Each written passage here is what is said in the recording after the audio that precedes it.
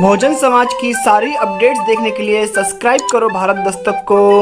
और दोस्तों दबाओ ये नोटिफिकेशन बेल हमारी वीडियो सबसे पहले देखने के लिए।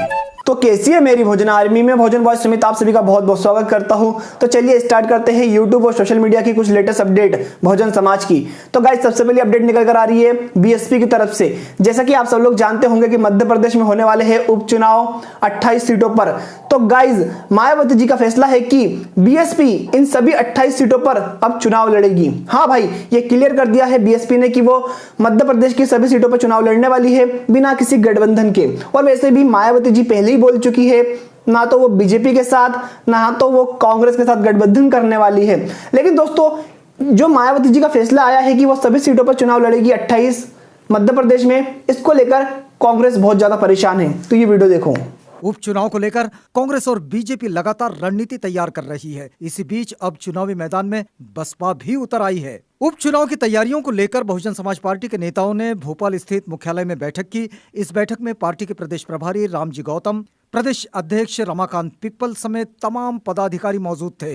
बैठक में यह फैसला लिया गया कि प्रदेश की सभी 27 सीटों पर पार्टी उपचुनाव लड़ेगी। पार्टी अपने ही प्रत्याशी उतारेगी, किसी के साथ गठबंधन नहीं करेगी।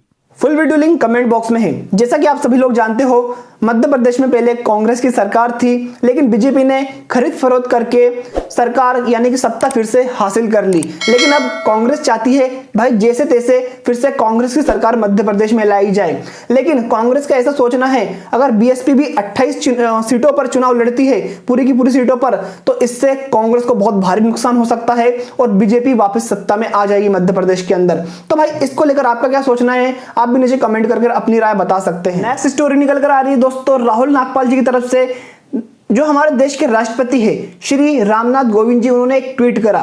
ये रहा उनका ट्वीट जिसमें वो जो गणेश चतुर्थी थी उसकी बधाई दे रहे हैं। और आखिरी की जो 2-3 लाइन है ना वो थोड़ी कंट्रोवर्शियल है, क्योंकि भारत का संविधान कहता है कि हम सबको साइंटिफिक सोच का होना चाहिए। लेकिन देश का प्रथम नागरिक देश के राष्ट्रपति महामहिम राष्ट्रपति जी क्या लिखते हैं कि विघ्नहर्ता गणेश जी की कृपा से उनकी पूजा अर्चना से ये जो कोरोना महामारी है वो चली जाए। तो मतलब यहाँ से अंधविश्वास शुरू होता है। तो इसको लेकर राहुल नागपाल जी क्या बोलते हैं ये वीडियो देखिए।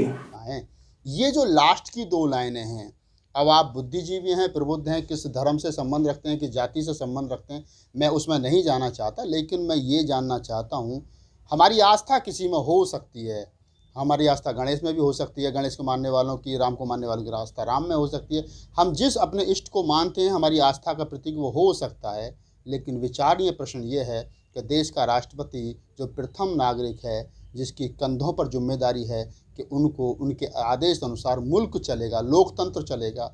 और अगर उसमें ये बात कही जाए कि गणेश जी की आप एक तरीके से डायरेक्ट रूप में ये कहा जाए कि आप गणेश जी की पूजा अर्चना कीजिए, और मुझे उम्मीद है कि वो कोविड-19 जैसी महामारी से जो है वो आपको जरूर बाहर निकालेंगे। Full video link comment box में है। इस वीडियो के अंदर महामहिम राष्ट्रपति की राहुल नागपाल जी ने कोई निंदा नहीं की है, ना ही उन्हें भला बुरा कहा है। उन्होंने ये कहा है कि जिस प्रकार से हमारे देश का कॉन्स्टिट्यूशन भारत का संविधान कहता है कि भारत के नागरिकों को साइंटिफिक सोच का होना चाहिए और अंधविश्वास से दूर होना चाहिए। लेकिन देश का प्रथम नागरिक एक राष्ट्रपति जो कि इतने बड़े संवैधानिक ओहदे पर है वो ऐसे ट्वीट करेगा, भला ही वो गणेश चतुर्थी की बधाई दे, सब कुछ दे, चलेगा, लेकिन जो अंधविश्वास वाली लाइनें हैं वो तो ना लिखे। तो इस बारे में आपका क्या कहना है दोस्तों नीचे कमेंट करके आप भी बता सकते हैं। तो गाइस अगली स्टोरी निकल कर आ रही है दशहरा को लेकर। जैसा कि आपको पता है प्रशांत भूषण का मामला चल रहा है सुप्रीम कोर्ट में।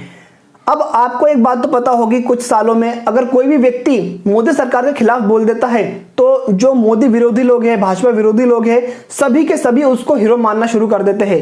लेकिन बिना कुछ सोचे समझे हीरो मानना शुरू कर देते हैं, आगे पीछे का कुछ सोचते नहीं है। अब आपको एक बात बताता हूं, जो अटॉर्नी जनरल है मोदी सरकार के यानी कि सरकारी वकील, वो खुद ही नहीं चाहते कि प्रशांत भूषण को जेल हो या फिर सजा हो। यह बात खुद क्या बोलते द शुद्रा के सुमित चौहान जी ने बताई है, वीडियो देखिए। अब 20 अगस्त को जब सुप्रीम कोर्ट इस मामले पर सुनवाई कर रहा था तो मोदी सरकार के सरकारी वकील यानी अटॉर्नी जनरल के वेणुगोपाल ने बेंच से कहा, मैं लॉर्डशिप से अनुरोध करूंगा कि प्रशांत भूषण को सजा न दी जाए। प्रशांत भूषण ने बतौर वकील बहुत सारे अच्छे काम किए हैं। अब सवाल उठता है कि जो प्रशांत भूषण मोदी सरकार के खिलाफ विपक्ष की भूमिका में नजर आते हैं, उन्हीं प्रशांत भूषण को मोदी सरकार क्यों बचा रही है? क्यों अटॉर्नी जनरल के वेणुगोपाल प्रशांत भूषण को एक अच्छा आदमी बताते हैं? Full video link comment box में है। सुमित चौहान जी ने इसमें बताया है कि जिस प्रकार से 2011 में जो अन्ना आंदोलन हुआ था भ्रष्टाचार के खिलाफ लोकपाल के लिए, उसमें प्रशांत भूषण और शांति भूषण जो कि उनके पिता है, इनका बहुत बड़ा रोल था, बहुत बड़ा डोनेशन था। आम आदमी पार्टी बनाने के पीछे भी इन दोनों का बहुत बड़ा हाथ था और यही कारण था कि 2011 का जो आंदोलन हुआ था उसी कारण 2014 में मोदी सरकार आई थी। तो क्या मोदी जी अपने पुराने दोस्तों का कर्ज तो नहीं चुका रहे हैं? तो आपको क्या समझ में आता है इससे नीचे कमेंट करें। तो ये दोयम दर्जे की अभिनेत्री कंगना रनावत बहुत लगता है बहुत जल्दी ही बीजेपी ज्वाइन करने वाली है। उन्होंने एक ट्वीट किया था जिसे लेकर वो ट्रोल भी होने लगी और बीजेपी वालों का उनको समर्थन भी मिलने लगा। भाई ये रहा उनका ट्वीट, में शॉर्ट में बता देता हूं उसने क्या कहा। उसने कहा कि मॉडर्न इंडिया के अंदर पढ़े लिखे लोग जातिवाद को नहीं मानते, लेकिन कॉन्स्टिट्यूशन के कारण, संविधान के कारण इस देश में जाति व्यवस्था है। यह कहना है दोयम दर्जे की अभिनेत्री कंगना रनावत का कि संविधान के कारण इस देश में जाति व्यवस्था है। कौन समझाए इस दोयम दर्जे की अभिनेत्री कंगना रनावत को? तो इसके बारे में शंभू जी का क्या कहना है, ये वीडियो देखिए। रही बात संविधान की, तो संविधान एक बार पढ़िए तब आपको समझ में आएगा। अगर संविधान नहीं होती कंगना रनावत जी तो आप कहीं जौहर कर रही होती, आपको मार दिया जाता। अगर अनफॉर्चुनेटली आप विधवा हो जाती तो आपको दूसरी शादी का अधिकार नहीं होता। अनफॉर्चुनेटली आप स्कूल कॉलेज भी नहीं जा पाती। अनफॉर्चुनेटली अगर आपके साथ कोई हादसा हो जाता, अगर संविधान न होता तो आपको सती कहलाना पड़ता। एक महिला के तौर पे आपका बहुत सम्मान है, लेकिन आप जिस तरह से आपने चूहे कहा है, जिस तरह से आपने इनकम्पिटेंट कहा है, जिस तरह से आपने हम लोग को जातिवादी कहा, आप सोचिए कंगना रनावत जी कि क्या वजह है। कभी ज़िंदगी चखिए, हमारी माँ बर्तन माँज के हमें पढ़ाती हैं, आपकी माँ के साथ कभी ऐसा ना। फुल वीडियो देखना चाहते हो शंभू कुमार जी का तो नीचे कमेंट बॉक्स में लिंक है। शंभू कुमार जी ने सही औकात दिखाई है भाई इसको। शंभू कुमार जी का कहना है कि ये तो संविधान का दौर है, शुक्र मनाओ। मनुस्मृति का दौर होता तो आपको पढ़ने का अधिकार नहीं होता, लिखने का अधिकार नहीं होता, आप अभिनेत्री नहीं बन पाती और जो इतना बोल पा रही हो ना चबर चबर, ये भी नहीं कर पाती। और उनका ये भी कहना है अगर संविधान नहीं होता तो कहीं ना कहीं जौहर करना पड़ता, कहीं ना कहीं सती बनना पड़ता, और अगर आपके हस्बैंड मर जाते तो आपकी दूसरी शादी भी नहीं होती और आप इंडिपेंडेंट भी नहीं होती इस प्रकार से। और आपको ये सब कुछ मिला है संविधान और हिंदू कोड बिल की वजह से मिला है, बाबा साहब आंबेडकर के वजह से मिला है, ये कहना है शंभू कुमार जी का। और इस दोयम दर्जे की अभिनेत्री कंगना रनावत का एक और ट्वीट था, ये पढ़ो इसको। इसमें वो लिखती है कि wonderful, boycott the Kangana trending हो रहा है, सभी चूहे बिल से बाहर आ गए हैं। तो मतलब ये जो लोग भी इसका विरोध कर रहे थे बायकॉट द कंगना करके, सभी को चूहा बोल रही थी, मतलब बहुजन समाज के लोगों को चूहा बोल रही थी। अब इसे इसकी औकात दिखाओ भाई कि चूहा कौन है। हम तो शेर है, तो है कि नहीं हो भाई आप लोग शेर?